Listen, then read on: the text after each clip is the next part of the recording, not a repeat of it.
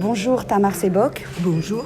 Correspondante du Yediot Aharonot à Paris, vous suivez le procès des attentats de janvier 2015 dont vous rendez compte dans votre journal. Est-ce que c'est un sujet qui intéresse vos lecteurs et plus largement le public israélien ? C'est un sujet qui intéresse, mais en deuxième plan, parce qu'Israël est un grand pourvoyeur de nouvelles. Et là, il se passe pas mal de choses. Et puis, on a les élections en Amérique. Donc, c'est tout à fait intéressant, surtout le volet hyper cachère, mais ce n'est pas la première préoccupation. Qu'est-ce que vous mettez en avant dans vos comptes rendus des audiences de ce procès ? Je mets deux choses en avant. D'abord, bien évidemment, hyper cachère et ce qui s'est passé là, parce que je trouve que de façon générale, on se concentre beaucoup sur Charlie Hebdo, ce qui est tout à fait justifié, mais il faut équilibrer un peu. Je parle beaucoup de la souffrance de victimes parce qu'on oublie parfois, en racontant toute la procédure ici dans le procès, en fait on cherche comment ça s'est déroulé, mais il faut parler aussi de la souffrance de gens. Et puis de cette nébuleuse qui est autour du terrorisme et on se focalise toujours sur les gens qui ont tiré et qui étaient en premier plan, mais il y a toute une structure derrière et c'est ça qu'il faut aussi faire comprendre. Plusieurs membres des familles des victimes de l'hypercachère ainsi que plusieurs anciens otages ont fait le choix de s'installer en Israël. Est-ce que c'est quelque chose dont on parle ? Est-ce que c'est connu et est-ce qu'ils font l'objet d'une attention particulière ? En ce moment peut-être. En ce moment, je pense que si, mais encore une fois, malheureusement, on n'en parle pas assez. Moi, j'en ai beaucoup parlé parce que je trouve que c'est très important de faire comprendre à quel point ils se sentaient traumatisés et pas en sécurité ici. Vous en avez rencontré ici à Paris des familles des victimes, des anciens otages ? Oui, j'ai interviewé Lassana Batili, j'ai parlé avec Maris Volansky, avec les compagnons d'Elsa Hayat et évidemment pendant le procès, j'ai discuté pas mal avec les familles.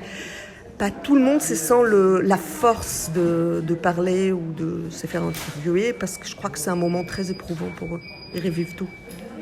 Tamar Sebok, la question de l'islamisme radical et du terrorisme est l'un des sujets majeurs de ce procès. C'est quelque chose qui est dénoncé depuis longtemps par Israël.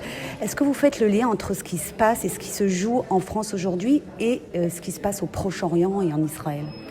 Absolument, et d'ailleurs les événements tragiques des conflans en Honorine, j'y étais, on en a beaucoup parlé, presque plus que du procès, parce qu'on a vraiment le sentiment en Israël qu'on n'a pas fait assez attention à tous ces déroulements en Europe, que l'islamisme a grandi sous une justification de tolérance qui n'était pas bien calibrée. Et comme en Israël, c'est un sujet qui préoccupe beaucoup parce que ce qui se passe en Syrie ou en Irak influence beaucoup ce qui se passe en Liban et donc en Israël. C'est un sujet qui intéresse beaucoup les Israéliens.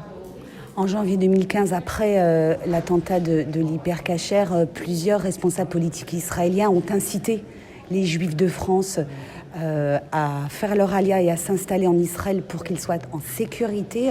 Est-ce que cette rhétorique, est-ce que ce discours fait partie encore de ce que disent les responsables israéliens ? Malheureusement, si, parce qu'il est évident qu'un Juif français, il est français et il est juif. Pour les Israéliens, il y a un côté où c'est toujours... il y a une comparaison. Pour les Israéliens, un juif qui veut se sentir en sécurité, il devrait se trouver en Israël et il y a toujours le questionnement pourquoi la communauté juive reste ici. C'est très difficile à leur faire comprendre que c'est leur maison, que c'est leur patrie. Donc c'est toujours le même discours, hélas. J'espère qu'un jour il y aura une compréhension qui est moins une sorte de propagande qui sert beaucoup aussi les dirigeants. Et je ne suis pas sûre que ça sert autant que ça à la communauté. Tamar Sebok, la liberté d'expression, le droit au blasphème sont des sujets, bien sûr, dont on parle beaucoup en France. Est-ce que cette notion, elle est comprise par les Israéliens? Est-ce que vous avez besoin de leur expliquer ce qu'est le droit au blasphème, le droit de critiquer une religion, même de se moquer d'une religion?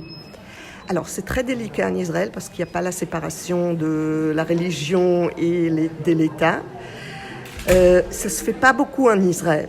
Donc quand on voit ça à l'étranger, comme c'est une démocratie, en Israël ils disent oui, c'est la liberté de l'expression. Après, est-ce qu'il y a eu beaucoup de caricatures qui moquent la religion, surtout les orthodoxes? Parce que non, pas souvent. Donc je ne crois pas que les Israéliens ont eu l'occasion de se confronter vraiment à ce problème.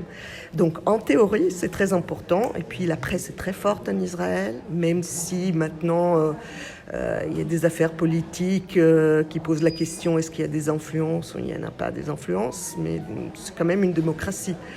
Donc en théorie, c'est très important. En pratique, c'est plus dans la confrontation politique, ça veut dire entre la presse et Netanyahou, qu'il y a un vrai examen de la liberté de l'expression.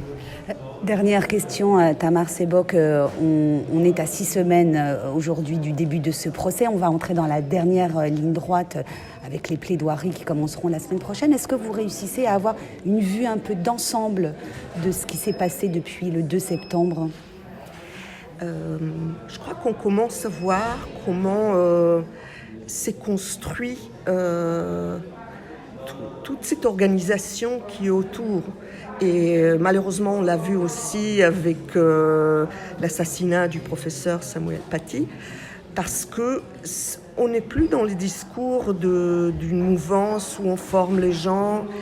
Il y a tout autour de gens qui ont choisi de ne pas avoir conscience de ce qu'ils font. Et devant, il y a des personnes qui ont décidé presque tout seules ou qui ont été influencées. Donc je crois que ce qu'on voit, c'est à quel point la culture ou des gens qui passent beaucoup de temps à enseigner, à écrire, à créer quelque chose auquel ils réfléchissent beaucoup, peut être tué avec un tel manque de conscience de la part de tout un groupe de gens qui maintenant s'en lavent les mains. Et je crois que c'est ça qu'on voit. Et ça, c'est nouveau, parce qu'on a encore une image d'une organisation, de groupuscules.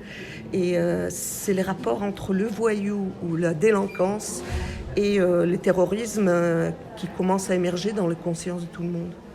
Merci Tamar Sebok d'avoir répondu aux questions du RCJ.